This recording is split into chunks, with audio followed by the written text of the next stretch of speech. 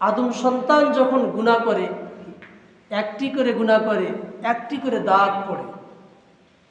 এইভাবে একের পর এক যখন গুনাহ করার অভ্যস্ত হয়ে যায়, এই সাদা গোস্তের টুকরাটা একেবারে কালো কয়লার মতো পরিণত হয়ে যায়। তখন ওই মানুষের অন্তরে ভালো কাজগুলো আর করতে ভালো লাগে না, সে অসুস্থ। যেমনই জ্বর হয়ে গেলে মুখ তিতা হয়ে যায়। আমরা আমাদের সামনে যদি ভালো তরকারিও দেওয়া হয়, গরুর গোশত দেওয়া হয়, মুরগির গোশত যদি দেওয়া হয়, মাছ দেওয়া হয়, মুখে দিলে সব তিতো লাগে।